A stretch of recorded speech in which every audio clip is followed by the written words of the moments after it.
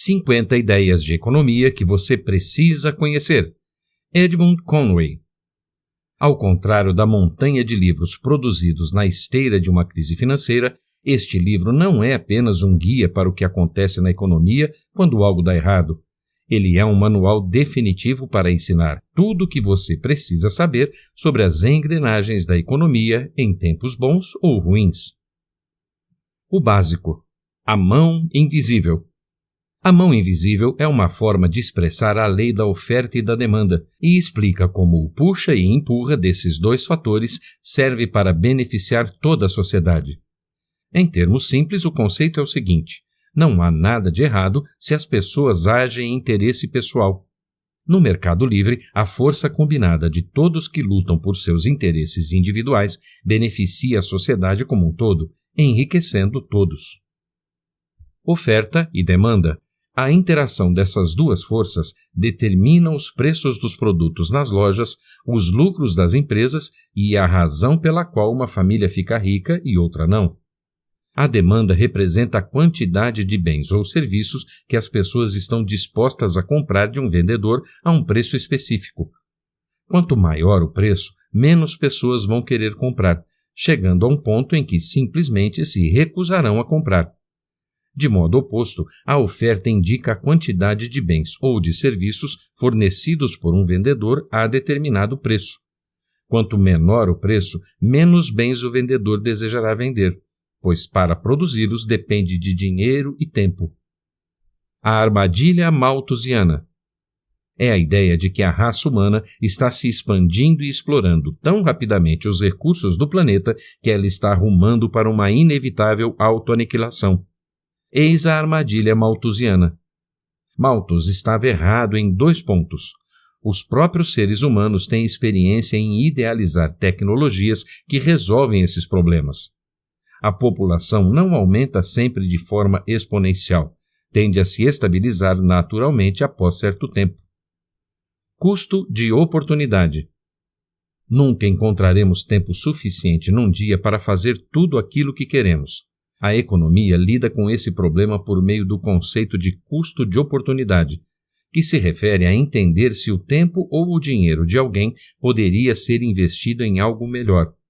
Exemplo: o proprietário planeja investir 500 mil em uma nova máquina, que vai acelerar drasticamente seu ritmo de produção de sapatos de couro.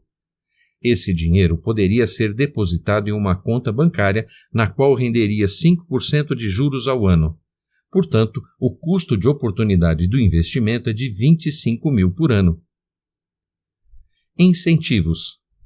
Em tempos de dificuldade econômica, geralmente os governos reduzem os impostos pagos pelos cidadãos. A ideia é dar às pessoas um incentivo para continuarem a gastar, reduzindo assim o impacto da desaceleração econômica. Mas as pessoas reagem tanto a recompensas quanto a punições, e por isso os governos também usam desincentivos para fazer seus cidadãos respeitarem certas normas. Exemplos: multas. Ironicamente, em geral, esses impostos são uma das maiores fontes de receita de governos do mundo todo. Divisão do trabalho. É a ideia de que podemos produzir bem mais e melhor dividindo o trabalho e especializando-nos naquilo em que cada um sabe fazer bem.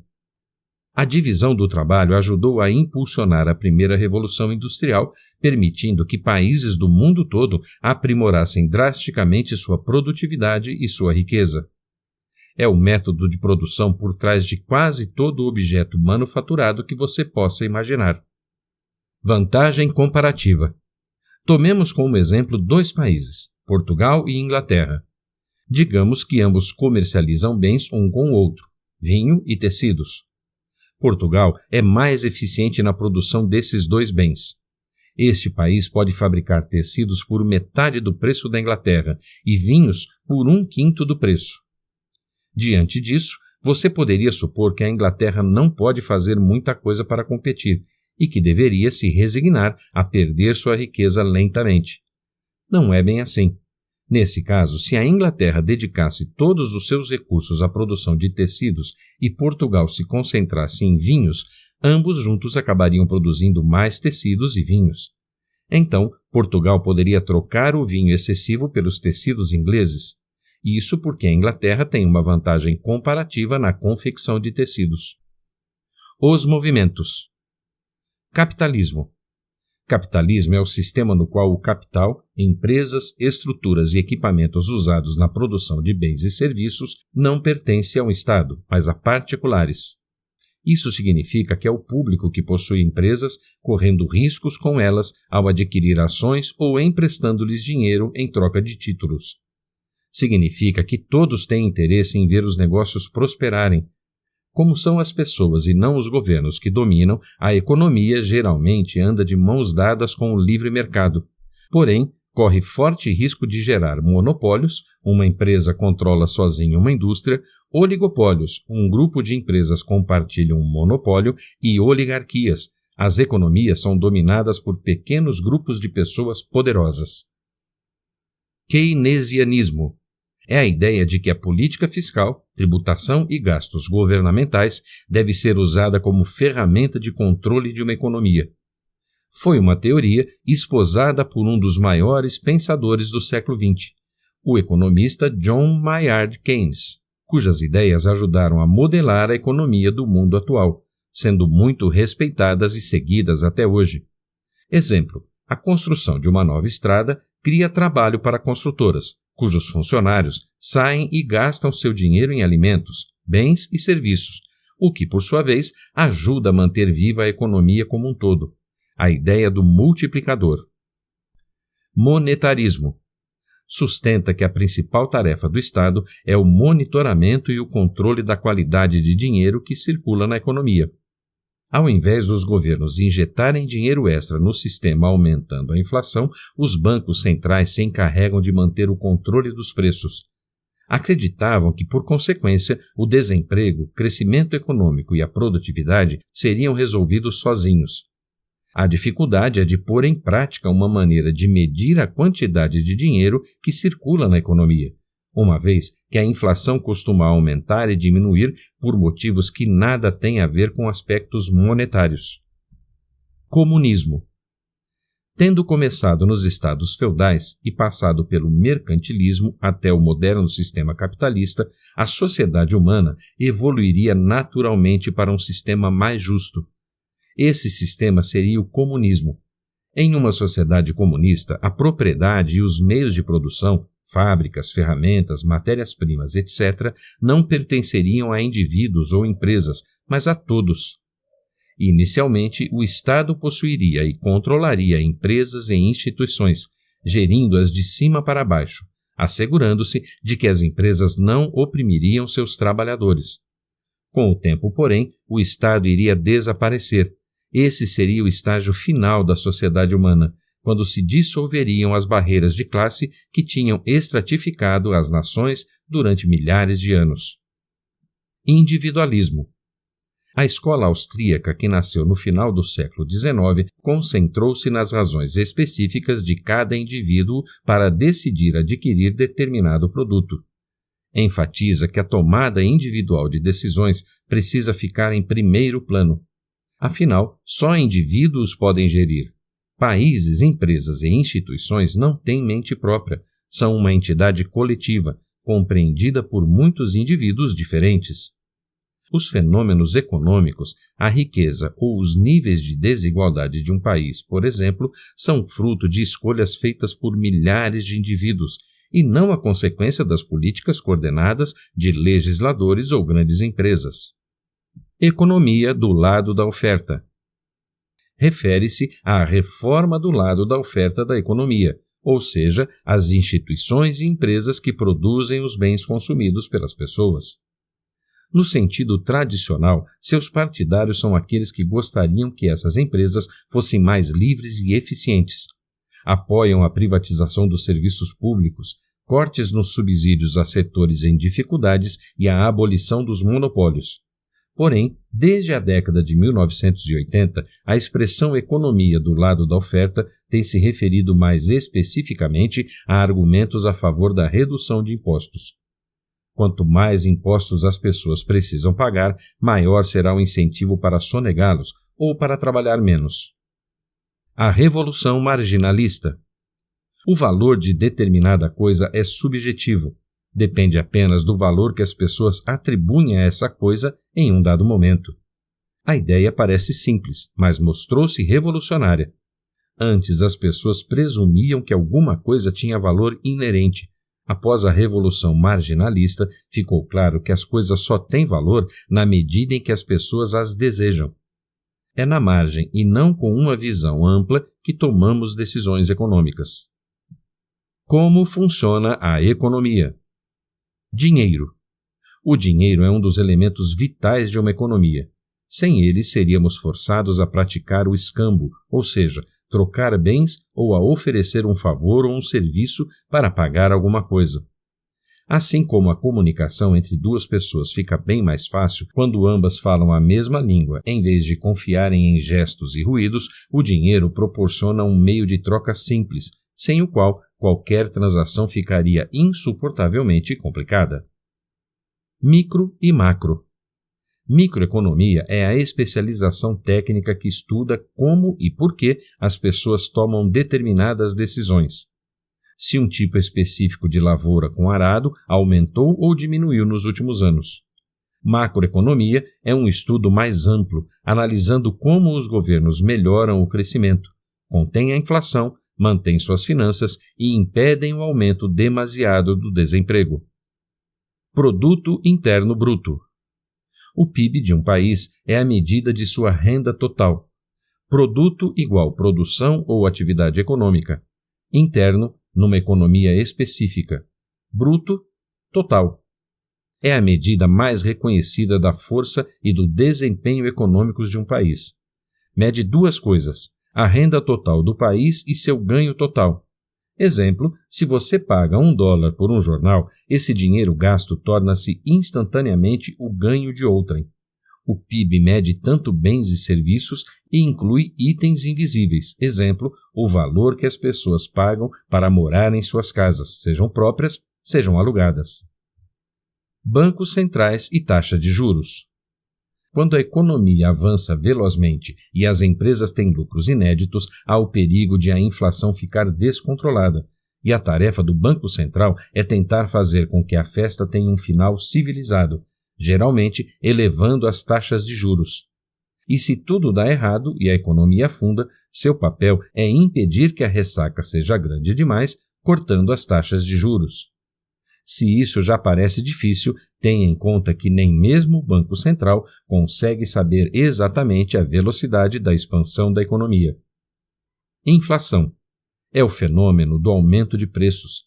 Geralmente, a inflação se expressa em termos anuais.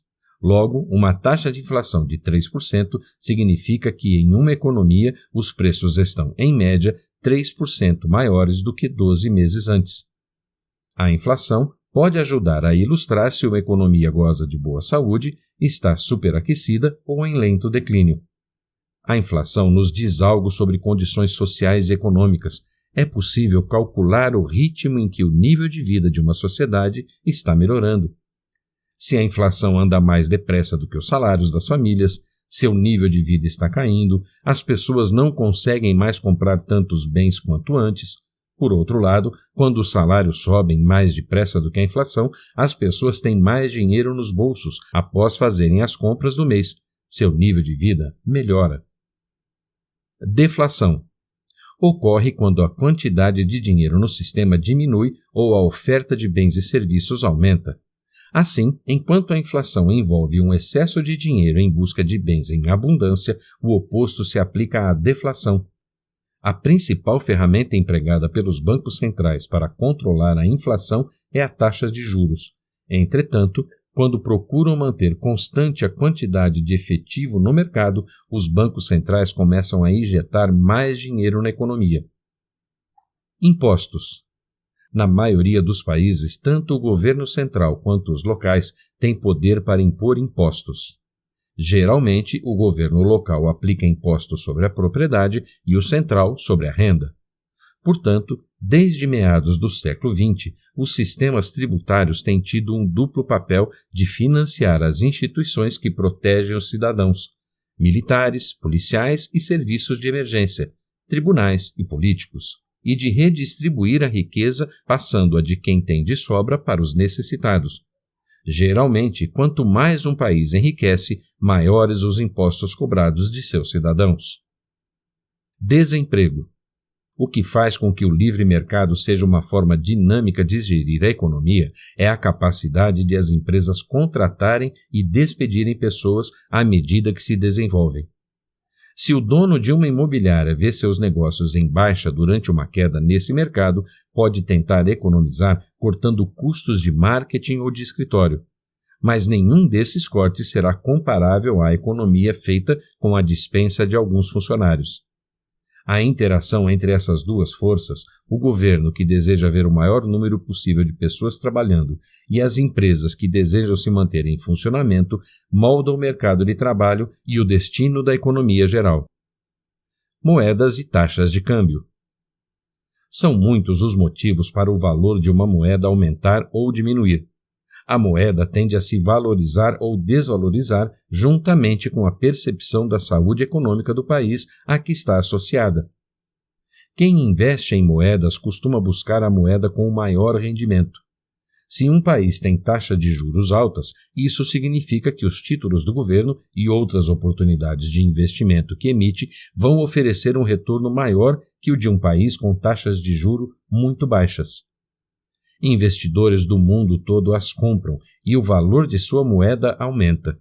Em contraste, a moeda se deprecia quando as taxas são baixas e as pessoas abandonam os investimentos denominados nessa moeda. Balança de pagamentos. É responsável por todo o comércio que entra e sai de um país, inclusive o dinheiro injetado nele por outras nações. Ela mostra se um país está tomando empréstimos excessivos durante um determinado período, e, com isso, acumulando problemas para o futuro ou emprestando dinheiro a outros em troca de bens. Em última análise, vai revelar se um país tem um futuro próspero pela frente ou, se pelo contrário, terá de pedir a ajuda do Fundo Monetário Internacional para se manter flutuando. A confiança é a lei. A economia não pode funcionar sem padrões oficiais estabelecidos por leis nacionais e internacionais. Sem essas leis, o livre mercado não poderia funcionar adequadamente. As pessoas precisam ter a segurança de que, se possuem determinada coisa, esta não lhe será confiscada arbitrariamente e que fraudes não ficarão impunes. Por isso, o principal papel de um governo consiste em manter um sistema estável e justo de propriedade e de outros direitos legais, pelo qual possa aplicar suas leis. Energia e petróleo. O petróleo e o gás natural tornaram-se as principais fontes de energia. O uso de produtos derivados de petróleo está tão arraigado na sociedade moderna que é fácil esquecer que não haveria carros e nem viagens aéreas sem eles, e a grande maioria das estações elétricas fecharia. Mas o petróleo não é usado apenas como fonte de energia.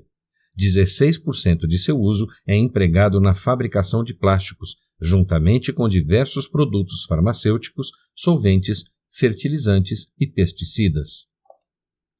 Finanças e mercado. Mercado de títulos. Título é uma declaração de dívida que promete pagar ao consumidor certa importância em um momento futuro, bem como juros ao longo de sua vida. Depois de emitidos, os títulos podem ser comercializados nos imensos mercados internacionais de títulos dos grandes centros financeiros. O verdadeiro poder dos mercados de títulos está no fato de que as taxas de juros determinadas para o título pelos mercados podem ser bem diferentes das mencionadas no próprio título. Se os investidores acreditam que um governo corre o risco da moratória ou pode aumentar a inflação, a tendência dos títulos desse governo será de venda.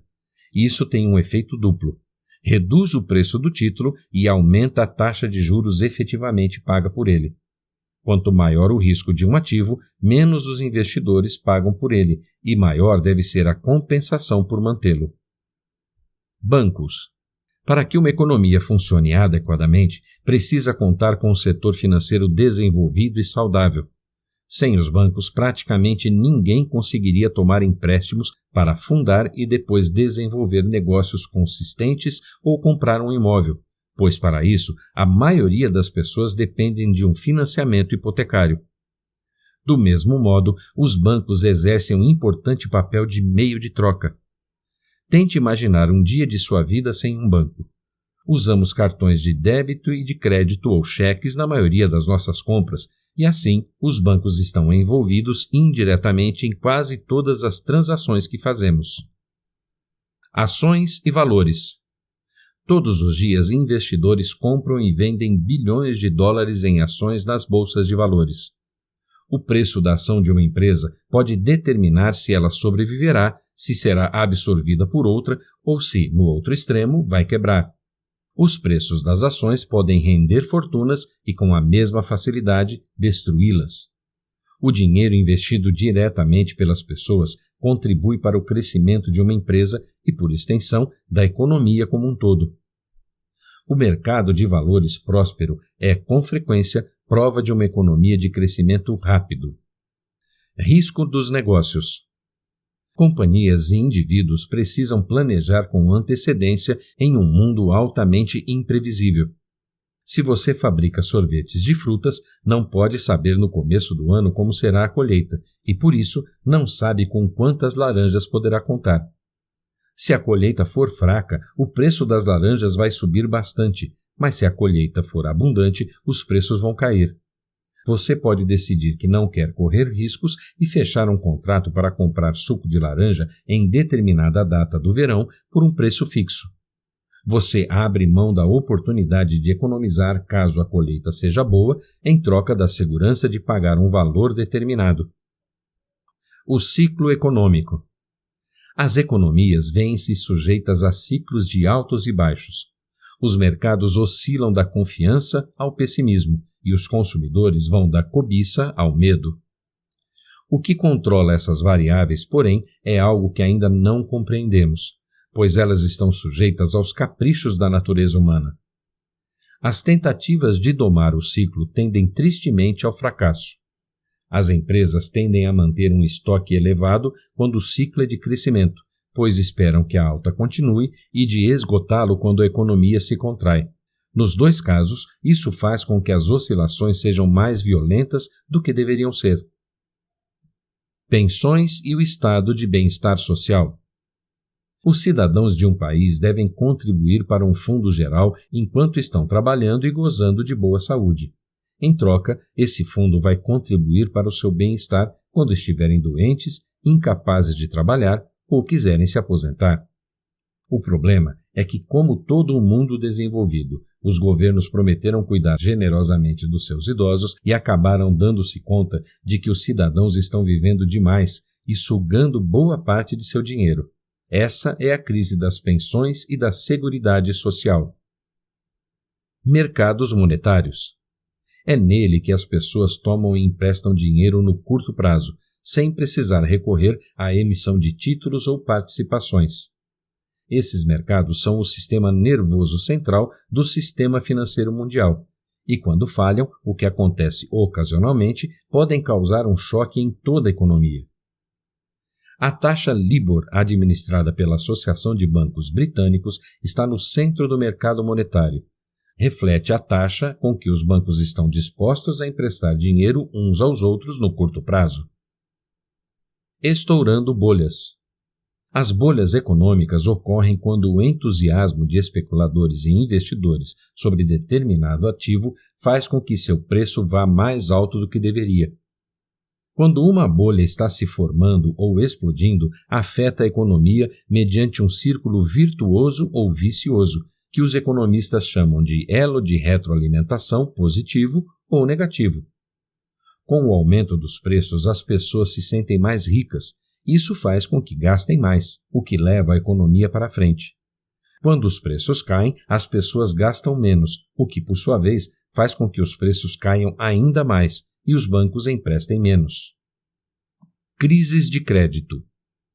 Há duas teorias. Primeira, os seres humanos tendem a oscilar do estado de medo ao de cobiça, e os mercados podem ficar obsessivos e essencialmente irracionais ao extremo. Sempre iremos de bolha em bolha. Essa é a teoria dos ciclos de crédito. Quando tudo vai bem, o dinheiro é barato e abundante, mas às vezes esses tempos são interrompidos por uma crise de crédito. Os bancos simplesmente param de emprestar, causando a quase paralisia da vida econômica normal. Segunda, os mercados se corrigem sozinhos, tornando-se cada vez mais eficientes e menos propensos a neuroses, o que significa que um dia quedas e crises vão se tornar coisas do passado. Baseia-se na crença de que, no longo prazo, os seres humanos podem se aperfeiçoar. Os problemas. Destruição criativa. Afirma que uma recessão ou uma contração econômica em que o desemprego aumenta e o lucro das empresas diminui podem, ao contrário do que poderiam intuir, ser positiva no longo prazo para uma economia. A doutrina sustenta que os legisladores devem fazer o possível para evitar as recessões e as depressões em particular. Elas causam tantos danos colaterais em termos de desemprego e de queda da confiança que devem ser combatidas por quaisquer meios à disposição do governo, como cortes nas taxas de juros e uso de fundos públicos para fomentar a economia. Casa própria e o preço de imóveis. A propriedade é considerada simplesmente como um tipo de ativo. É relativamente fácil de comprar e vender e seu valor tende a aumentar ou a diminuir com o passar do tempo. Contudo, diferentemente de outros ativos, a propriedade também tem uma função essencial. É um lugar para se morar. A conjugação desses dois fatores significa que uma alta de preços de imóveis seguida de sua queda tem efeitos bem mais abrangentes do que uma queda no mercado de valores ou nos preços de outros ativos. Déficit público. Ocorre quando a arrecadação de impostos é inferior a seus gastos e o governo tem que tomar dinheiro emprestado para compensar a diferença. Se o governo permite que o déficit se descontrole, o país sofre uma série de problemas econômicos. O primeiro é que o nível elevado de endividamento tende a enfraquecer a moeda do país. A outra consequência é que os investidores vão exigir um rendimento maior por seus investimentos para compensá-los pelo risco. Isso eleva a taxa de juros que o governo tem que pagar, fazendo com que seja mais oneroso tomar empréstimos no futuro. Desigualdade.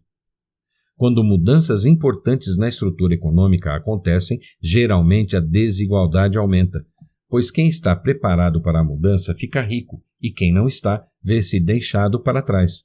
Foi o que aconteceu na Revolução Industrial e está acontecendo agora. Globalização. Refere-se aos vínculos comerciais e econômicos que ligam o mundo e que têm sido tão importantes para a história da humanidade. Baseia-se em 5 fatores cruciais.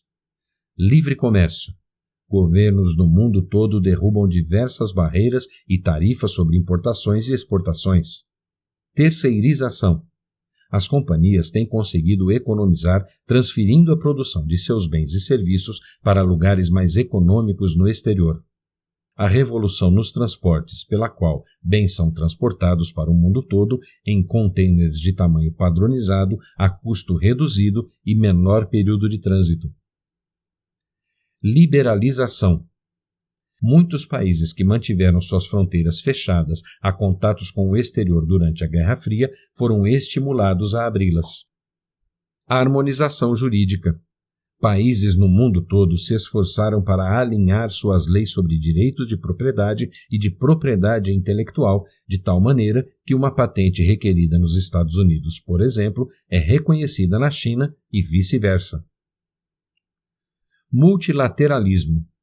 Significa que um país colabora com todos os outros na tomada de decisões importantes, em vez de agir sozinho, unilateralmente, ou em parceria com outro país, bilateralmente. Quando um país decide elevar as tarifas alfandegárias ou inflar artificialmente o valor de sua moeda, provoca uma reação em cadeia que pode causar danos graves a outros países. Foi para evitar problemas como esses que políticos no mundo todo desenvolveram instituições multilaterais. Protecionismo. Significa a imposição de barreiras e impostos a produtos importados do exterior e medidas para impedir a absorção de empresas nacionais por companhias estrangeiras. É tão antigo quanto o próprio comércio. Um dos métodos mais antigos encontrados pelos governantes para arrecadar dinheiro foi a imposição de tarifas alfandegárias, algo que persiste desde a antiguidade. Revoluções tecnológicas. O salto tecnológico coincide com a ascensão de novas possíveis superpotências, ávidas por se aproveitar da mudança, neste caso, a China e a Índia. Na década encerrada em 2006, a ascensão desses países, somada à revolução tecnológica, contribuiu para o mais longo período de crescimento econômico mundial de que se tem registro. Embora depois a economia global tenha entrado em recessão profunda, a maioria dos economistas acredita que a terceira revolução industrial vai continuar a render frutos nas próximas décadas. Economia alternativa. Economia do desenvolvimento. Preocupa-se principalmente com a situação de economias pobres, que têm como principais metas erradicar a pobreza extrema e a fome, atingir o ensino básico universal, promover a igualdade entre os sexos e a autonomia das mulheres, reduzir a mortalidade infantil, melhorar a saúde materna, combater o HIV/AIDS e outras doenças, garantir a sustentabilidade ambiental e estabelecer uma parceria mundial para o desenvolvimento. Uma solução para essas nações é permitir que seus países comercializem com as nações ricas sem terem de pagar tarifas alfandegárias sobre suas exportações. Economia ambiental. Economia e meio ambiente estão ligados de forma indissociável. O desenvolvimento econômico é uma das principais causas das alterações climáticas, mas também pode conter a chave para a sua solução. O estudo da economia está na vanguarda das investigações sobre aquecimento global e são as ferramentas econômicas que deverão incentivar as pessoas a poluir menos no futuro. A visão dominante é que o custo da inação, o possível desastre climático de amanhã, é bem maior do que o custo de se agir agora, limitando as emissões e o crescimento econômico. Economia comportamental. Baseia-se na ideia de que as pessoas têm uma capacidade ilimitada para a racionalidade, força de vontade e altruísmo. A economia comportamental estuda o porquê e como as pessoas agem irracionalmente. Descobriram que quando as pessoas se defrontam com a incerteza, elas tendem a reagir de certas maneiras previsíveis e não de forma racional ou mesmo aleatória. Geralmente, valem-se de atalhos mentais, que podem ser influenciados pela experiência ou pelo ambiente. Exemplo: se alguém se queimou com uma panela de fritura, vai tomar mais cuidado ao pegar outra no futuro. Teoria dos jogos. É a ciência por trás da estratégia humana. Estuda como os humanos tentam prever as ações dos outros e quais são as consequências finais dessas ações. Assim, tornou-se uma das mais influentes ideias econômicas das últimas décadas. A teoria dos jogos, por sua vez, examina de que forma o egoísmo influencia a maneira como as pessoas negociam umas com as outras. Um exemplo da teoria de jogos é o xadrez. Economia da vida diária. Tudo tem, quase sempre, um custo associado, mesmo que seja um custo social ou emocional, e não um valor explicitamente monetário. Embora a aplicabilidade das teorias econômicas à vida cotidiana tenha limites, os legisladores aprendem uma lição clara com elas. A economia não é uma estrutura perfeita para observarmos o mundo. No entanto, é o melhor método disponível para se determinar como influenciar as pessoas e como prever seu comportamento. Economia da felicidade. Economistas e psicólogos conseguiram começar a medir pela primeira vez, a sério, a felicidade das pessoas em estudos de longo prazo. A conclusão a que chegaram é que, apesar da felicidade individual aumentar quando a pessoa passa da pobreza para a riqueza, o nível de satisfação começa a cair à medida que se afasta da linha de pobreza. Quando o salário médio de uma nação supera $20.000, um aumento de renda deixa de fazer as pessoas mais felizes e elas vão ficando menos satisfeitas. Economia do século XXI.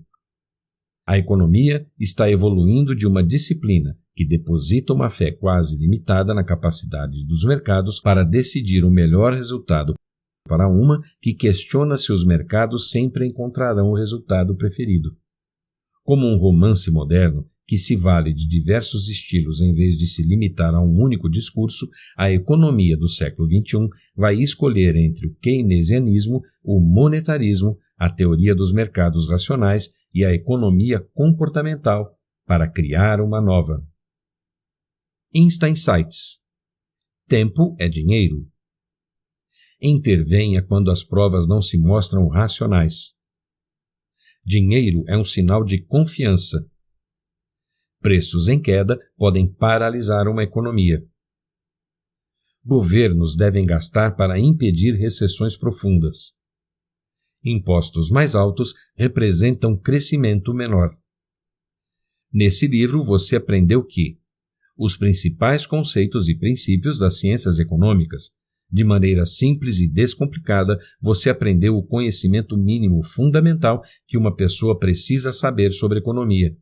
Aprendeu desde os conceitos básicos, como, por exemplo, a lei da oferta e demanda, que norteia as diretrizes econômicas, as principais correntes de pensamento econômico, monetarismo, keynesianismo, os principais problemas enfrentados pelos economistas, como a desigualdade social, até economias alternativas, que estão sendo discutidas atualmente a fim de encontrar soluções novas aos grandes desafios econômicos. Gostou e quer aprender mais? O InstaLivros recomenda a leitura de O Império do Ouro Vermelho, Jean Baptiste Mallet,